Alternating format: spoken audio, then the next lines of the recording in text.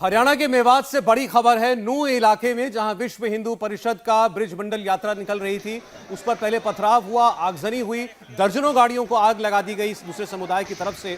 और उसके बाद मंदिर में बताया जा रहा है हजारों लोग फंस गए थे और उनके ऊपर गोलीबारी आसपास की पहाड़ियों से हो रही थी। हालांकि हमारे संवाददाता अभय पराशर उस मंदिर के अंदर ही मौजूद थे, उनकी मौजूदगी में वहां से सारे लोगों को निकाला गया है। उन्होंने ये बताया बात करते हुए, वहां से ज्यादातर लोगों को बाहर निकाल लिया गया। लेकिन हालात आप देखिए क्या बने। एक धार्मिक यात्रा निकल रही थी, उसके ऊपर पहले पथराव होता है, उसके बाद आगजनी हुई, दर्जनों गाड़ियों को आग लगा दी गई। फिर उसके बाद मंदिर में जाकर लोगों को शरण लेनी पड़ी, शह लेनी पड़ी। और मंदिर में जब लोग फंसे हुए थे तब आसपास से लोगों ने उसको घेर रखा था, जो बाहर निकल रहा था उसके साथ मारपीट हो रही थी और ऊपर से फिर गोली चलने की आवाजें आने लगी। और पुलिस बल वहां ना के बराबर बताया जा रहा था उस वक्त। जो पुलिस वाले थे उन्होंने मंदिर की ओर कुछ फायरिंग की वहां से उपद्रवियों को भगाने के लिए, लेकिन मंदिर को घेर करके पहाड़ी पर से गोली चले। आप सोचिए इस वक्त कितने अराजक हालात वहां बने हुए थे। अभय पराशर हमारे साथ जुड़े हुए हैं लगातार। अभय, इस वक्त ये हालात बताइएगा क्या है? सौरभ, सबसे बड़ी समस्या यहाँ पर इस बात की आ रही है कि मैं तस्वीरें नहीं भेज पा रहा हूँ, नेट बिल्कुल बंद हो गया है। लेकिन मंदिर से सभी लोगों को निकाल दिया गया है, हमें भी निकाल दिया गया है। और वहां पर हालांकि कुछ फोर्स, कुछ कमांडो अभी हथियारों के साथ और अभी भी वो मुझे लगता है अपना ऑपरेशन जारी रखेंगे।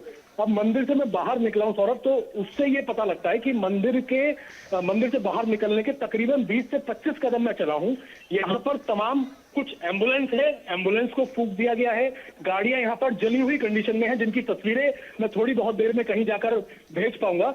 गाड़ियां इतनी जली हुई हैं, इतनी गाड़ियां तोड़ी गई हैं बाहर। इससे ये पता लग सकता है कि ऊपर से तो ये लोग फायर कर ही रहे थे चारों तरफ से पहाड़ियों के, लेकिन मंदिर के बिल्कुल एंट्रेंस तक ये लोग पहुंच गए। तो सोचिए कितनी बड़ी लापरवाही है कि तमाम लोग अंदर यहाँ पर फंसे हुए हैं, तकरीबन 4 से 5 हजार लोग, और बाहर गेट तक ऊपर से लोग फायरिंग कर रहे हैं, बाहर गेट तक ये लोग पहुंचे हैं, गेट तक तमाम गाड़ियां जला दी। इन्हें कितनी देर लगती गेट मंदिर के अंदर एंट्री करके फायर करने में या कुछ भी करने में।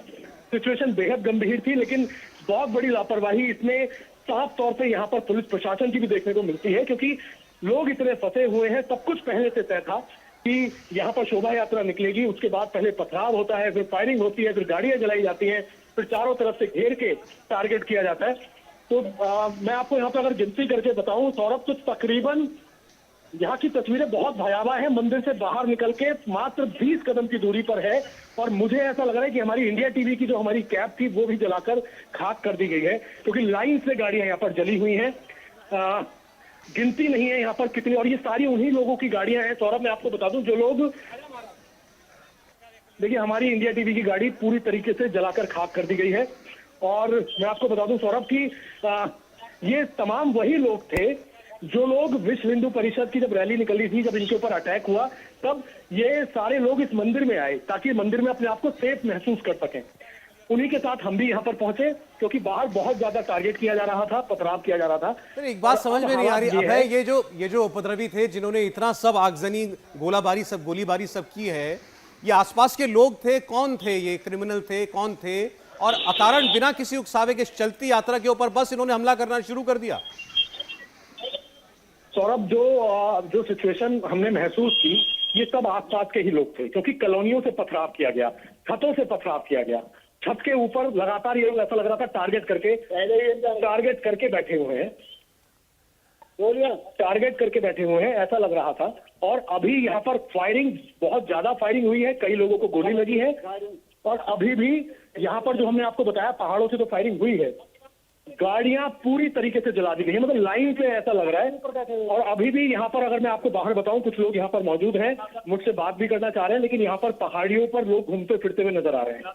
अब एक सवाल यह कि आपके नजदीकी शहर कौन सा है, कहां आप सुरक्षित महसूस करेंगे, और वहां तक जाने के लिए अब आपको पैदल चलना होगा या पुलिस की तरफ से कोई गाड़ी अरेंज की गई है सभी लोगों को निकालने के लिए? देखिए पवन, हालांकि पुलिस की तरफ से कुछ बस अरेंज की गई थी जिसमें महिलाओं को निकाला गया है, पुरुषों को भी निकाला जा रहा है। और अभी यहाँ से जो पूरा नूह इलाका है, खास तौर पे नूह के आसपास, क्योंकि यहाँ का जो एसपी ऑफिस है उसे टारगेट किया गया, पता लग पाया, यहाँ के कई थानों को टारगेट किया गया। चारों तरफ यहाँ पर जो आबादी है वो इसी तरह की है कि लगातार वहां पर तनाव इस वक्त बरकरार है। और जिस तरीके से गाड़ियों को टारगेट किया जा रहा है, सिचुएशन बहुत टेंस है यहाँ पर। और दूसरी बात, एक बात यह भी है कि यहाँ पर जो खेत है दोनों तरफ, क्योंकि पूरा मैक्सिमम जंगल का इलाका है, पहाड़ी इलाका है, जो खेत है वहां से फायर किया जा रहा है। और पूरी सड़क, जो मंदिर जाने वाली सड़क है, वहां पर कांच ही कांच बिखरा हुआ है। जली हुई गाड़ियां यहाँ पर हैं, एक नहीं, दो नहीं, दर्जन भर से ज्यादा, बहुत सारी, 2000 के आसपास बता रहे हैं कि गाड़ियां यहाँ पर जली हुई हैं। किसी तरीके से लोग यहाँ से अब निकले हैं, लेकिन अभी भी मेरे सामने ये सवाल है जो मुझे यहाँ पर देखने को ये लग रहा है कि लोग पैदल भी कुछ यहाँ से जा रहे हैं या अपनी गाड़ियों से भी जा रहे हैं, कि जिनके पास अपनी गाड़ियां थी वो तो अपनी गाड़ियों से भी जा रहे हैं, लेकिन रास्ते में आपको कौन टारगेट कर देगा, ये एक बहुत अहम सवाल है। क्योंकि अब हम निकल रहे हैं तो यहाँ पर फोर्स नहीं है, फोर्स कुछ मंदिर में है, लेकिन जितनी भयावह सिचुएशन थी उस हिसाब से जो फोर्स होनी चाहिए थी, फोर्स नहीं है। चूंकि इतनी संख्या में लोगों को बाहर निकाल दिया गया है मंदिर के बाहर, तो किसके भरोसे लोगों को बाहर निकाला गया है? जैसे आप बता रहे कि अब आगे कोई फोर्स है ही नहीं। देखिए प्रिया, जिस तरह की कंडीशन यहाँ पर देखने को मिल रही है, ये कहना गलत नहीं होगा कि बिल्कुल भगवान भरोसे निकाल दिया गया है, क्योंकि लोगों को निकालना था, क्योंकि अंधेरा होता जा रहा था। और इस अंधेरे में, क्योंकि अंधेरा हो चुका है, अंधेरे में पहाड़ी पर आप टारगेट नहीं कर सकते कि कौन आपके ऊपर गोली चला दे, तो वहां से तो निकालना था ही, क्योंकि अभी फायरिंग हो रही थी। और जैसी आवाज मैंने सुनी, वहां पर जो फायर कर रहे थे पहाड़ों से, वो अत्याधुनिक हथियार थे, मतलब वो कोई नॉर्मल देसी कट्टा नहीं था। मेवात पहले से बदनाम है, यहाँ पे तमाम बड़े क्रिमिनल्स रहते हैं, एक से एक हथियार इनके पास है, और क्योंकि वहां से निकालना ही था। और अब जब तक सेंट्रल एजेंसीज आती या सेंट्रल फोर्सेस आती, बहुत देर हो जाती, इसीलिए लोगों ने भी रिस्क लिया। और पूरे रिस्क में, जैसे हम चल रहे हैं पैदल, तो दोनों तरफ खेत हैं, भीड़ दिखाई दे रही है, ऊपर जो पहाड़ियां हैं उन पर भी कुछ लोग चलते हुए नजर आ रहे हैं, लेकिन फिलहाल फायरिंग बंद है अब से 15-20 मिनट से पहले। लेकिन सिचुएशन बहुत टेंस है, क्योंकि लोग पैदल जा रहे हैं, अपनी गाड़ियों में जा रहे हैं।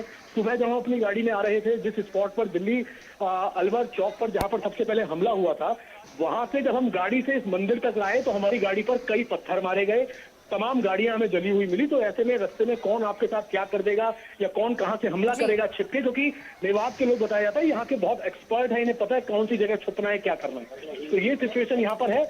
और जिस तरीके से आपने मुझसे सवाल किया कि ऐसा बिल्कुल भी नहीं लग रहा कि ये लोग स्पेशली हायर करके आए हैं, ये यहीं के लोग हैं। और क्रिमिनल्स की बहुत लंबी लिस्ट है, मेवात बदनाम है।